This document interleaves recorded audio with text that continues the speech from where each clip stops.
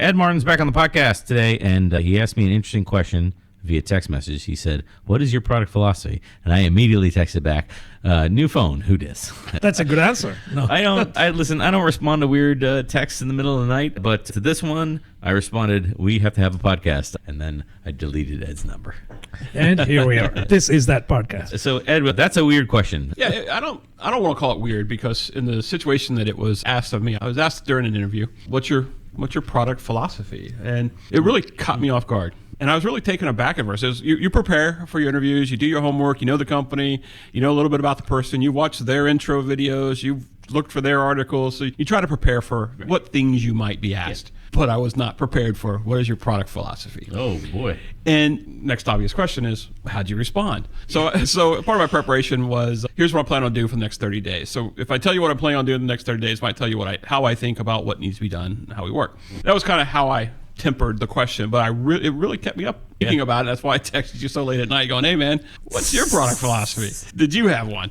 And so it caused me to do some homework, caused me to do some research, because that's just what I do. Right? And so, Marty Kagan wrote a few books, I think about 1,450 pages related to product. And I don't think he actually answers the question concisely. So in an interview. Yeah, I don't think he uses the term philosophy anywhere. It's a weird question, though, because there's no context at that point, to me at least. What's your product philosophy? Are you looking for my attitude toward product, right? The whole life cycle? Or, I really don't know. What are you looking for? And every product's different. So my philosophy might change based on that. Will it change per product? It should, because every product that you're producing is for a different audience, and your philosophy might be different. Maybe a product is only targeting one customer segment, for example, right? Another product could be targeting 5 customer segments. Wouldn't your philosophy change? Here, I'll help. Here's a probably a challenging one is, if you have a hacker product, is data security part of your value system? But if you have a data security product, it's probably, so there's two examples where two products are completely different in what they would offer. So your strategy, your philosophy about protection of data, no? I'm not with you on this one. Right. I think this is going to be a real easy Arguing Agile podcast for Brian. Brian's going to phone in. Well, you've already put your head down, man. You're like, I'm fighting this one. He's pushed all his chips across the table now. I'm going to phone in this Arguing Agile podcast, because I don't think so. I think there are, like, as a product manager who's jumped a couple times from industry to industry, no, like, there's things that you do that are, I don't want to use the term best practice because it's not really in vogue. There's some best practice. The Marty Kagan best practice is the product manager is the one who validates the business value. So if you're not validating business value before your team goes to do something, like, who's doing that? Random stakeholders to the organization? That's not good. Well, the user asked for it, didn't they? Yeah, sure they did. And also, keep your resume updated. I only say every time. For sure. That's prudent advice. That's right. Every quarter. There's a great section. I should go back and go get the direct quote. There's a great section out of the new Marty Kagan book that I talked about before, and I'm going to screw it up because I don't have the book directly in front of me, where he says, yeah, those people that tell you they know what to build. Our episode, I know what the customer needs, right? All those people that tell you, like, none of those people are going to take responsibility when you deliver the value to production and then you get no usage. No deals were signed based on the strength of that feature. And then all those people, crickets, right? And then the business is going to come down and yell at you and say, how come you've been working for months on this, Ed? How come you've been doing all this and nobody cares about that? What the heck? Why would you do that, right? And you'll want to say, well, VP Jim over here told me that was the top priority, and then you said just make Jim happy, and then went and played golf and sailed on your yacht or whatever, right? Like, everyone forgets. It's easy to make the decision and forget about the execution. It's even easier when you have a yacht. But I want to go back to your point, though, right? So what you're saying is there Yes, is please. a single right way to build a product, is what I thought I heard you say. Because if you're saying that it shouldn't be different by product, then you're endorsing a single right way to build every product. I don't think there's a single right way. Yeah, I think you use the term best practice. It's a good practice, let's just say, right? But I do believe it will vary based on the product. Like, you can't use the same approach for every product or product line, because within the product line, you have differentiation among the products. Wouldn't your approach have to change? Your philosophy have to change? You keep some products going for longer than others because there's still value to be had in the tail end of the life cycle, perhaps, or you haven't got the new product to replace it yet ready, right? That's just one example. But maybe another product, you already have a replacement in mind, and you're going to have a planned tail off, right, on that product. So that's what I'm thinking, unless I'm not thinking about this the right way. Like, what is a product philosophy? I'm still lost at that question. Another equally, is asinine a bad word? I know another equally asinine question that somebody asked me once is Brian, what is your go-to-market strategy? And I remember saying, I'm going to get a customer, a direct, not a proxy, a customer. I'm going to get a customer, and we're going to build to their problem set to resolve their problems, and we're going to show them the feature and either prove or disprove that it solves their problem, and then we're going to turn around and take money from them, or get more customers and do the same thing. My go-to-market philosophy is to just go to market with a customer in the market. If you don't have a customer already willing to give you money, why are you bothering to build a feature? Well, that's the lean startup model, right? Build, measure, learn, right? So what you're describing on the go-to-market strategy fits that, right? You can build it, measure it, learn from it, and do it again. As opposed to build it and they'll come. Oh, right. Who are the target customers for the Pet Rock? Just to take an example. I was. I know I was. No, I wasn't. I'm just saying there are some, probably you can count them on a hand, single hand, right? There's some products where they were created first and then customers came. Maybe.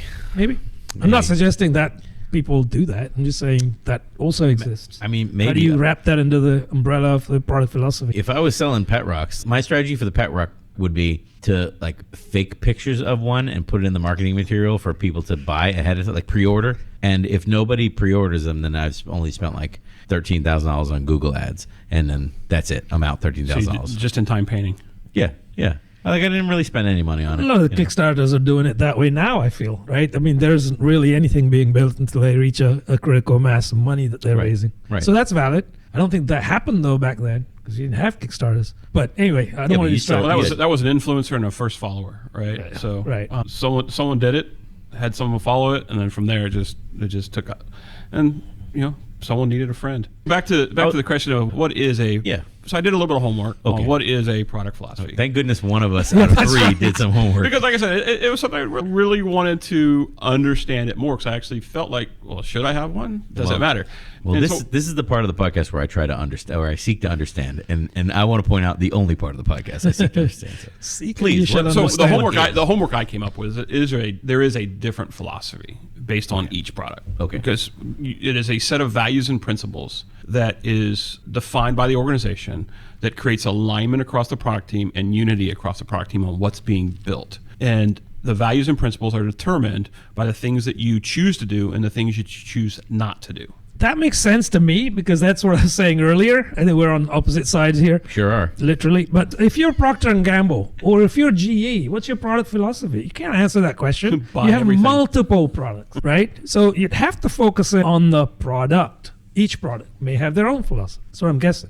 GE Finance, for example, has a different product philosophy than, because it's finance. They're lending money, as opposed to dishwashers or whatever else they make. That's what I was thinking about when I heard this term, product philosophy, as opposed to a general approach, right? You identify a customer, make sure that they're willing to pay. I think that goes for each of those product lines, or at least it should. Well, what you're describing right now to me sounds like a product vision that hooks into your company or whatever sub company. Because Procter and Gamble is a bunch of sub companies. They have the sub brand. I guess they call it brands, but those brands have I don't know, probably VPs that run them or something. I don't know how I don't know how their corporate structure is organized. So they probably have a brand manager, or maybe the brands have a GM or something like that. They probably have a GM, right? General manager. And those brands have identities and marketing that's specific to them and all kinds of stuff that's specific to them. But when you talk about the products that the company puts out, each of those products should have a product vision. Bring it back to the software realm. At Brian and Ohm's development company here, we want to create a new software product. That product should have a product vision, and then every feature we take on should be in line with the product vision. This sounds to me like a replacement. This sounds to me in a more kind of... No, it's not a replacement? No, go ahead. I was just going to comment that the product vision is kind of it's the true north, it's the direction you're going as an organization, the thing you're building. But who decides what features are actually going in and going out? Just you and Ohm? What if the team has an idea? How do you decide what you're going back to? It is a set of principle, values and principles that decide what you're going to build and what you're not going to build. So it's I could come up with a feature that fits into your product vision that may not generate enough revenue, may not generate enough usage. You have reasons as to why you're not going to do that. And you as the business owner are going to say, no, we're not going to do that. I, as the product manager, may have reasons of why that is a good idea. I may have reasons and research to show that's where the market's headed. This is the market trend. How do you decide whether that market trend is something you want to invest in or not for a new feature? I mean, that's more than a vision. I was going to say, if you ask how I'm going to do it, I'm going to do it with a combination of, like our podcast with Alex, our combination of intuition and evidence. I'm going to use my intuition to figure out where we should go, and I'm going to probe with the smallest experiments I can probe with, and I'm looking for evidence to lead me to believe that those little bets that I'm making are the right way to go. That's how I will do it. Again, though, you can do that inside of the product vision. The product vision with a functioning discovery and delivery wheel, you can do all this. The product philosophy, it sounds like you're encapsulating a lot of things in, quote, philosophy or principles. Like where I was going to say I could get on board with principles, like what are our product principles? We believe in, and you just start listing things that you believe in. That I can get on board I'll give you with. 2 examples. Okay. And I think I can get you buy into both of them. All right. And it's a bit of a straw man, but all right. So as one of your principles, should your team refactor the code to eliminate waste? Would you decide that was a product principle your team should own? No. No. Tech debt's good? Is that what you just said? I was not expecting you to buy into tech debt. No, I don't even want that to be negotiable / visible. If you're talking about reduction of technical debt in a systemic kind of way, like we just got to keep up with normal maintenance patches and stuff like that. That stuff should be as part of normal development. A poor performing query is waste and impact scalability. Yeah. Should it be refactored? Yes. Yes, it should. Yes. So then you value refactoring. Yes. Okay. So speed to market. I was gonna say yes, but Yes, but go ahead. yes, but like I in product, like we it's a negotiation because I may not care. Okay. It might be a poor performing query that runs once a month, and then that's it. Well, let's make the assumption, this general assumption, there's a financial waste that is substantial enough Yeah. that it's at least on the board as an item. All right. Like I was at a company one time where there were queries in the heart of the system that when they would run, they were not optimized very well, and it was fine, except when the system was under extremely heavy load, like that 1 hour a week where that was like peak usage hour, And you had deadlock victims. and the system would crawl, and they would have some random errors and, quote, intermittent. That would drive me crazy. Like back in my development team days, whenever I would hear someone say there's intermittent problems, immediately my brain was like, "Oh, you've not looked into it." That's what it means. Those kind of issues that like are impacting your business, if they're visible and they're impacting your business, then like now product is going to talk about it. So I don't know. Like I thought that example would make it would have me take a more concrete stand on it, but it's making me take a more kind of flexible stance. So back to, as one principle, we haven't created the conflict yet, but we are buying in that refactoring code that has some waste, that has a financial impact, may make the backlog as something we need to do. I guess I do have a principle here, which is refactoring, generally speaking, is part of development and not necessarily something that you have to bring up to product. All right, cool. Got that then. All right. So yes, does not hit the product backlog, But necessary work. yeah. While we're in there already working on it, let's fix it while we're there. Leave it better than we found it. Boy Scout motto, Exactly. 100% and get you that. exactly right. However, that refactoring is still costing time from a development effort standpoint. Right. All right. So the next one is speed to market. So one of the VPs comes in and says, "Hey, we're going to make $1 million if we put this feature out, but your refactoring work is impacting this code base for, let's call it 2 sprints, just to give some example, 2 sprints. And it's going to take you 2 sprints to put this feature out in order to make that $1 million.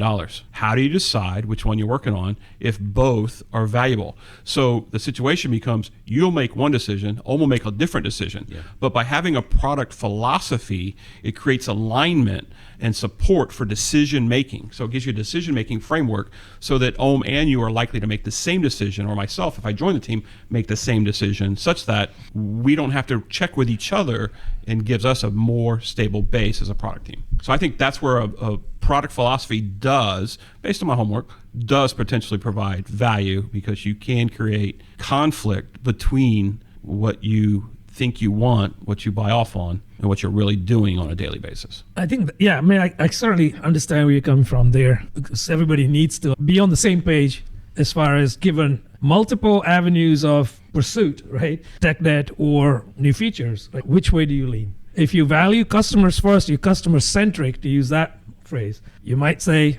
we'll be okay pushing out technical debt for 2 sprints. We'll take the $1 million, right?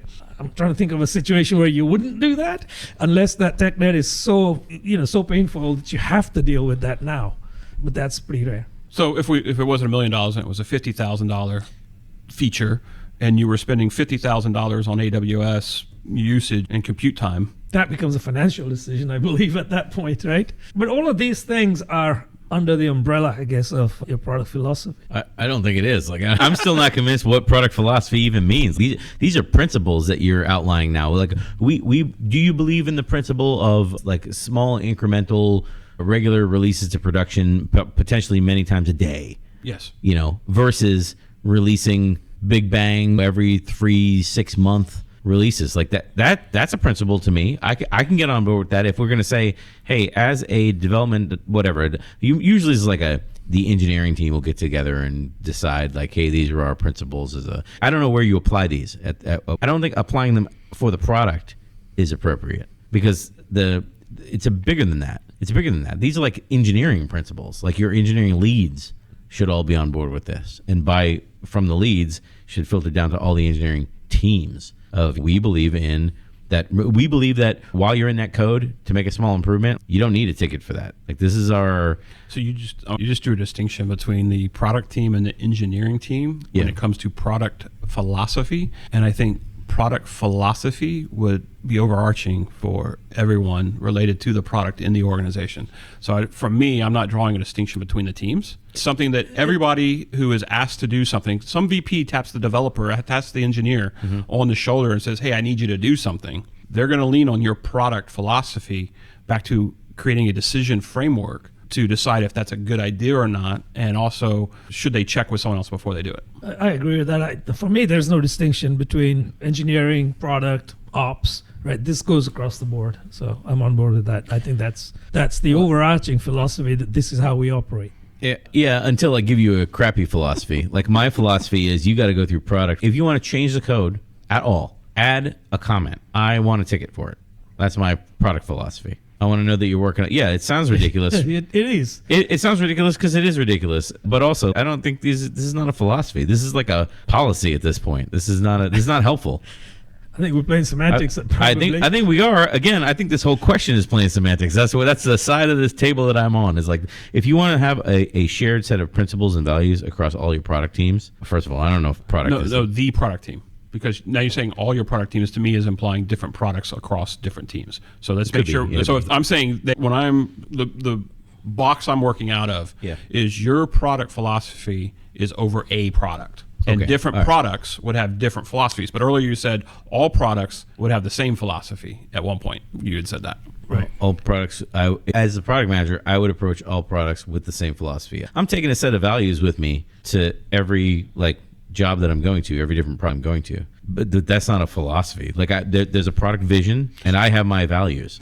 But the thing you take is your personal philosophy, which I guess is the question I was asked. But what I'm trying to say is each product has, for me, and the homework I'm doing, each product has a different philosophy. So I may bring in what my core values are for me as a person, me as a product manager, but those core values are almost entry stakes for any product manager, not necessarily to the product itself. Do the product philosophies, do they sit with the product? And as you bring people in, is it like a working agreement, basically, or a definition of done, or a mix between a definition of done and a working agreement? Because that's what it's starting to sound like to me. It's like, hey, we believe in these things. It's a series.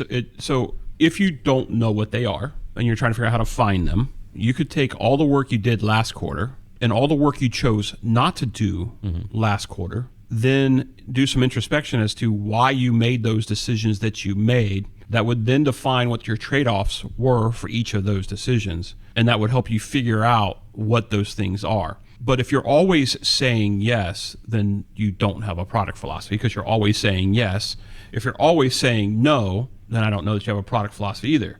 So the whole point is you're saying yes to something, you're saying no to something, and there's some trade-off that's being made that needs to be articulated so that everyone related to the product understands what they are, so they can make the same decision about what's being done and why they're doing it. So you mentioned the engineering team earlier. I would say that the engineering team, based on the philosophies that are being shared with them may decide how they execute a certain bit of code based on the philosophy, because, hey, we're not worried about performance in this area of the product. So while we may have a performance edict to improve performance, I'm valuing the trade-off. I'm not going to spend that time and that effort in performance in this area, because based on our instrumentation that we put into everything in the product, our instrumentation says that that feature is only executed 10 times a month, so we're not going to spend effort there. So I would say that that philosophy allows even the engineering team, if it's shared and they know it, to make their decisions on a daily basis on how they execute. Yeah.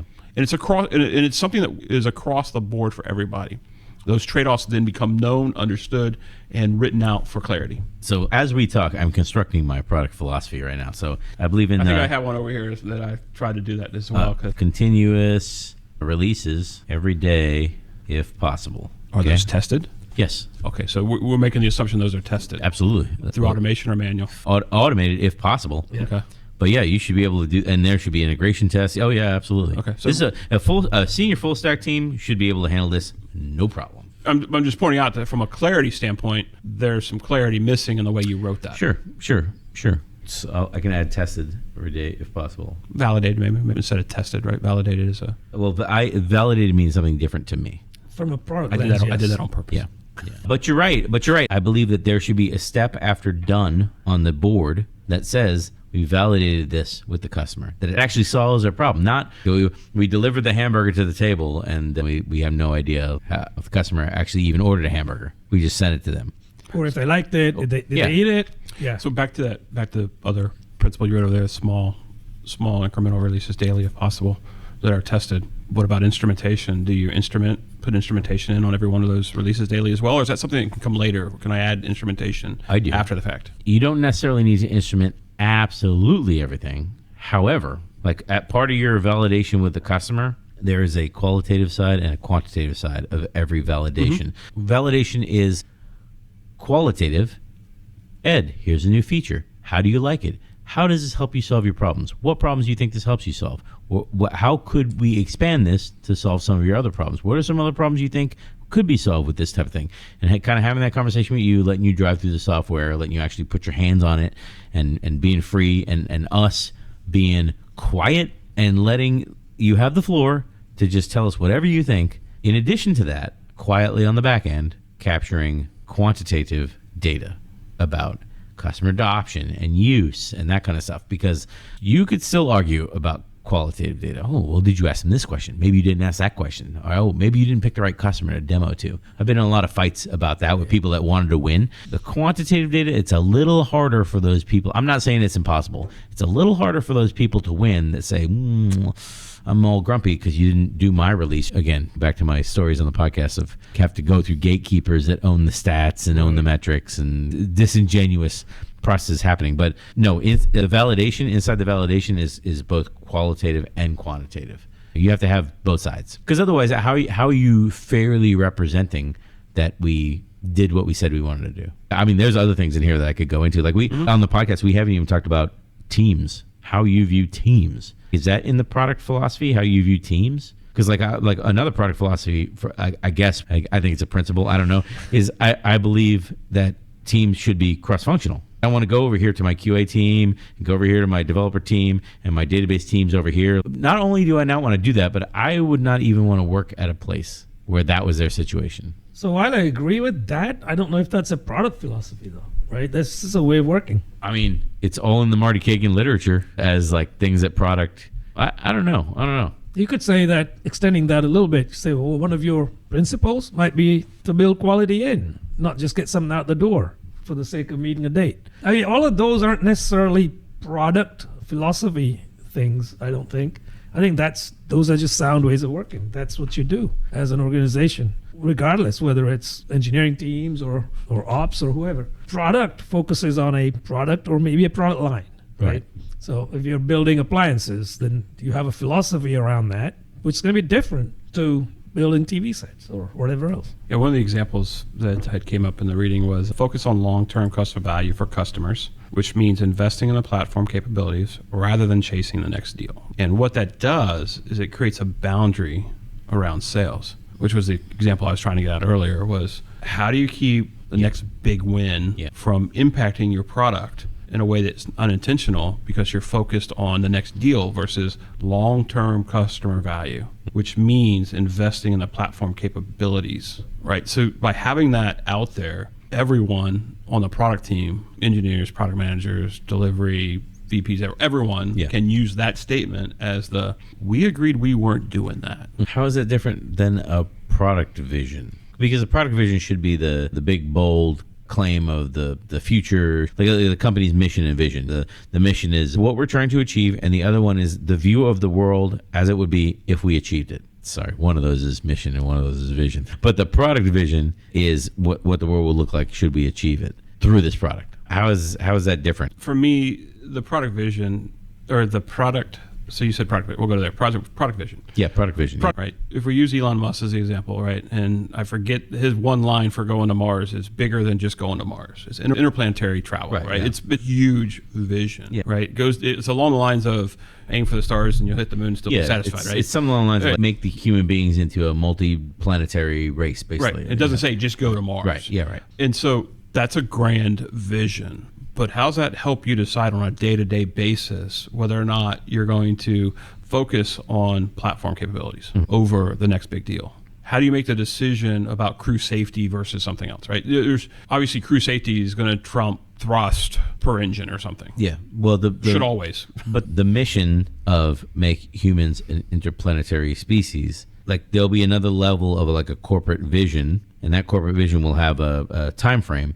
But then products hook into that corporate vision, and products are only delivering slices of that corporate vision. If I launch a company that is Brian's Mars Habitat Company, where I build all the habitats that are supposed to be deployed on Mars when they finally get there, right? Or they can stage out for people when they get there. Like another company with another product vision is building the rockets. Another company is building the habitats. Another company is building something else. So we're all going to have a vision. We're all going to have a product vision for our products. Right. So like I see all like what you're saying is like, well, your principles are they're a little bit different depending on what different product that you have. Because if you're building a rocket, you have different principles than when you're building habitat, than when you're building, I don't know, something else. I don't know. Like you've reached the end of my experience of interstellar travel. Only reason I brought that up was that you went to mission and vision, and you said, how's this different than just vision? What got me hooked a little bit about the idea is the decision-making framework that comes out of having strong product principles and values that everyone can use to make a good trade-off decision. And we're only arguing it. I'm not saying it's right. I'm not sure I'm sold 100%, just to put that out there. When you're taking the company's mission and vision and you're building objectives from that, you're doing it from one product's vision. And I think the principles are either parallel or at a higher level. That's kind of why I'm challenging this so much. I think you can set principles outside of the product vision. Pretend for a second that you have your company's mission and vision and you have several products, 2 or 3 products. You can have principles that stand outside of your product vision that go across all of your products. Is that product philosophy? I call that core values. If it's crossing the entire organization and it's something that the company is setting, then that's a company core value or corporate principle, which wouldn't vary per product. Right. That'll be constant across the board. Right. So if every product is customer centric, which is not a term I like either, but if every product has end users that have opinions about the features, and we're going to say we're a customer centric company, then that would be something that could go across all products, hypothetically.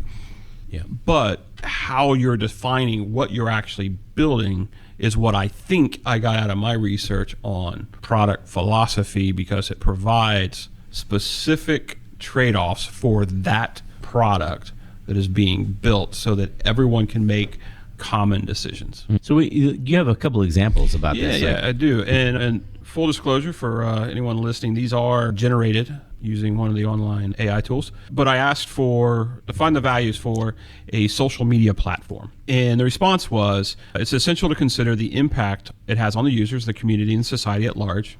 And here's some key values that can guide the development. And so the thing here is the comparison. So it talks about user empowerment and agency. So the value is empower users to express themselves freely, share their thoughts, and connect with others. The implementation is to prioritize user-friendly interfaces that allow easy content creation and sharing. But then it also goes on to say implementation is also to provide robust privacy controls, allowing users to manage their data and interactions. Oh, I was going to say so there's a trade-off there between... I was going to say that's no social media platform I've ever heard of. Right. So have a nice user interface that allows for easy content, but then creation and sharing, and then also provide some control to the user. Because what if you didn't do that trade-off? What if you only provided the empowerment to create without the empowerment to control? Right. So there's a trade-off there that you have to somehow in your processes say, hey, we're going to release this feature tomorrow that's going to allow the users to publish this. Yeah. Did we also provide the feature that they could turn that off? No. Well, should we release it? Another example was privacy and data protection. Safeguard users' data and privacy. Implementation. Minimize data collection to what's necessary for the platform functionality. This is a great fictional example right now. Oh, no. Like social media platforms. Oh, man. You know what? I'd like to see the same one run for. I'd like to see the same one run for like a mobile device operating system. Like, give me a mobile device operating system where I can not be tracked and shut off people's ability to get my data. Just have to get up your phone. Well, when it says you want to allow to track, you say no, right? Doesn't that work? Negative.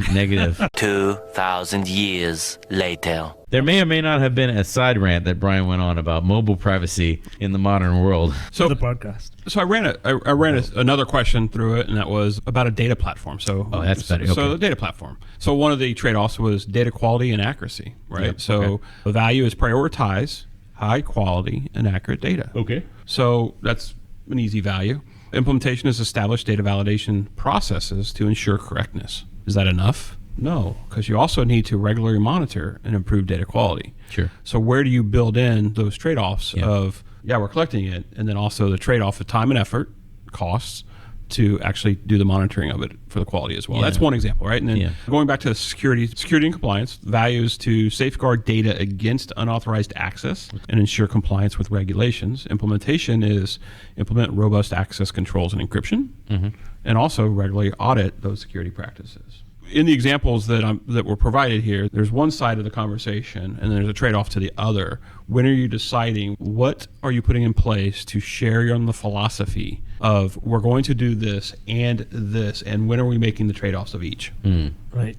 Back to how did we get here? We got here because I was asked the question, hey, what's your product philosophy? I guess I don't have one. I don't know. But here's what I would do. So I gave my 30-day plan. Sure. This is what I plan on doing in the first 30 days. So maybe that would help you understand what I thought was important. But then it caused the homework, and the homework was diving into this concept of values and principles. Trade-offs are associated with that. And the most important thing for me was the decision framework that comes out of that allows everyone on the product team to make a decision. So I think there is a need for a product philosophy. So from where are we standpoint, what side am I on? I just don't think it's as easy as to define as it is as a random question that you don't expect coming at you. I think you have to be purposeful about it. And to my example of how do you find what it might be, what work did you do last quarter, and what work did you choose not to do, and where's the intersection, and what are the trade-offs that were made, and it kind of helps you to uncover what it is. You had me thinking just now that once you have a product philosophy, I haven't seen it formalized anywhere,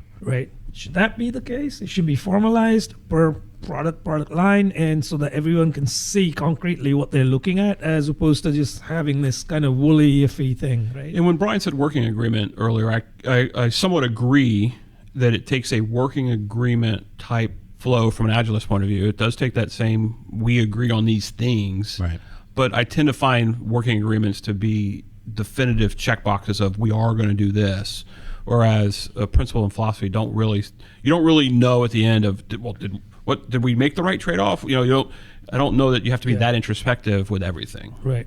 I think the formalization point is still valid. I think Correct. That it's not formalized anywhere. So for someone to ask you that question, almost like in an interview where you don't know their products yet, or their culture, or their personalities, anything really, that's kind of weird, to put it mildly. Right? I don't know why they would do that. For me, as someone who's a lifelong learner and got a bunch of books behind me on my bookshelf at home and love to read, love to learn, it did send me down a little rabbit hole for a little while, and thought sending the question to Brian was valuable and useful, and I thought he'd have a more.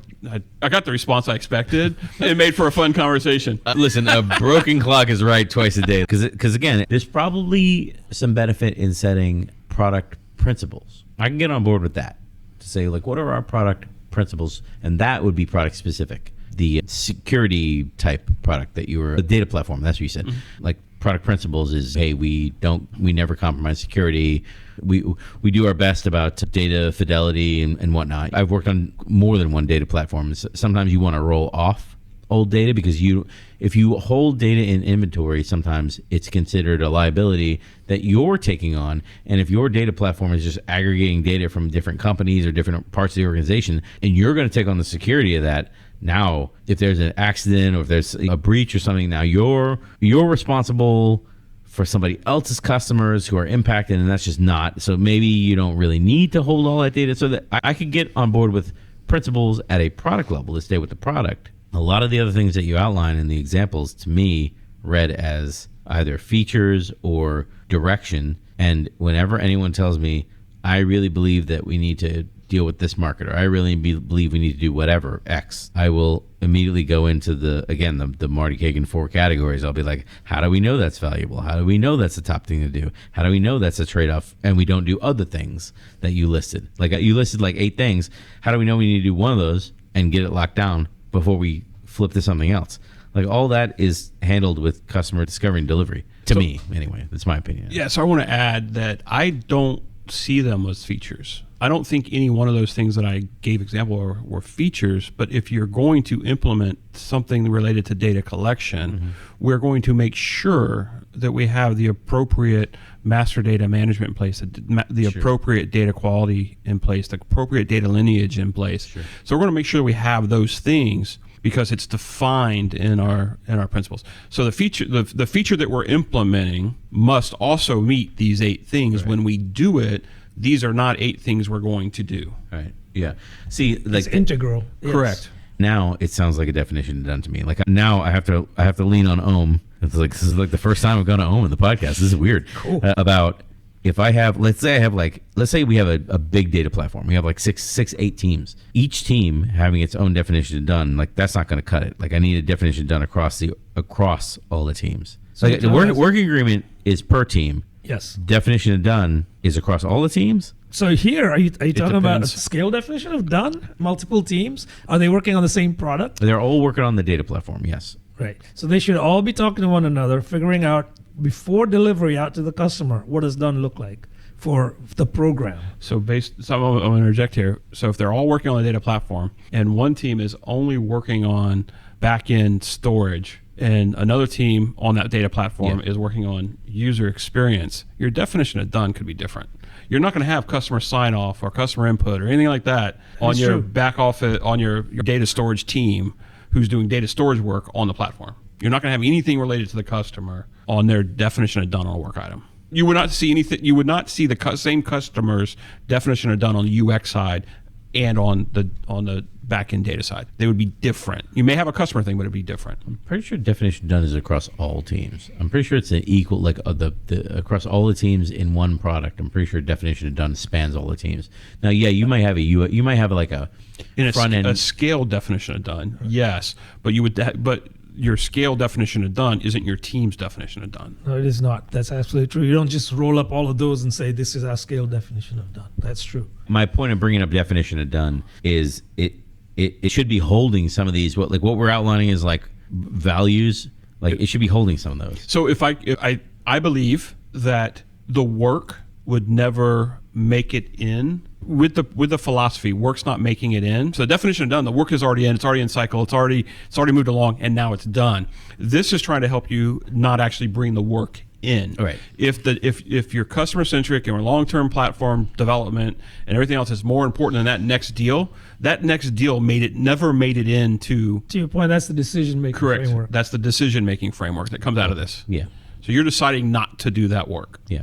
How do you decide? How do you know what work you're not doing? There's a lot of teams out right now suffering from yes, oh yeah, we'll do that. Yes, we'll do that. Yes, we'll do that. And they're getting beat because they're saying yes to everything without ever having a no example. This is helping you identify what those no's are and making it consistent that everyone is able to come to the same conclusion. No, we shouldn't do that. It creates a framework that the team at any level can hold someone else accountable to that decision because we agreed we're not doing that. It's against our principles. Yeah, I think that's fair. I also think it's equally important to say the teams can agree on what they are going to work on, the other side of it, right? If they had the philosophy in place where everybody has the same considerations in chasing work, right? What are we going to work on? Well, it's not 5 people's opinions. It's going to be based on our philosophy. This is how we're going to proceed. Exactly. So it's not ambiguous. The product manager decides what you're going to work on. Is this like the framework for how the product manager does that? Because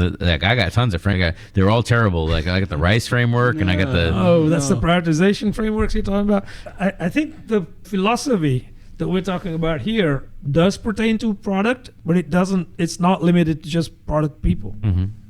So you said I decide what we're going to work on. I said the product manager decides. If you're the product manager, I'm saying the product manager, in your words, I decide what we're working on.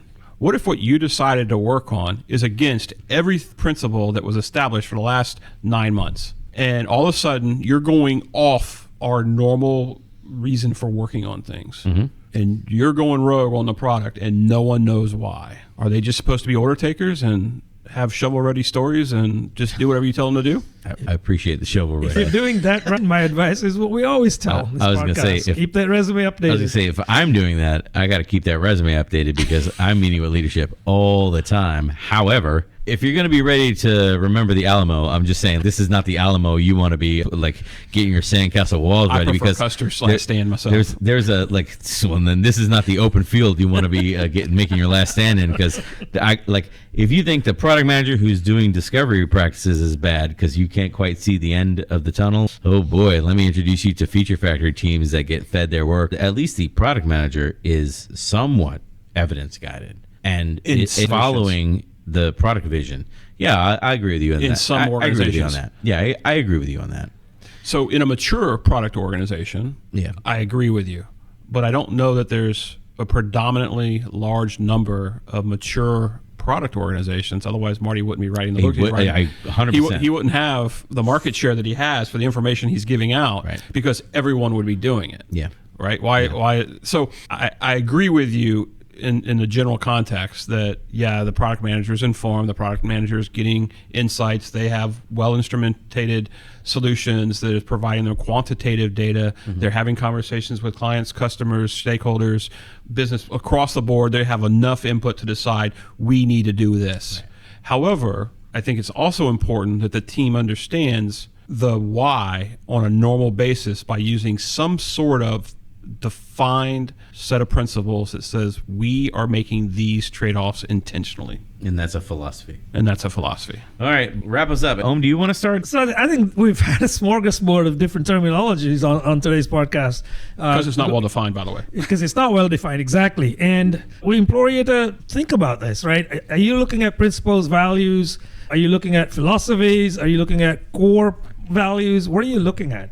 You gotta figure that out at the organizational level as well as at the product level. So hopefully we've caused you to think through that. So my closing part of this is I did come up with my own personal product philosophy, which still requires some help, but it's definitely a Peter Drucker quote, right? So the purpose of a business is to have a customer. So my purpose is to have a customer to solve their problems so they can focus on their business. If you ask me what my philosophy is, I want to solve their hard problems so that they can focus on their business. And in order to do that, I have to know who my customer is. I have to know what their problem is.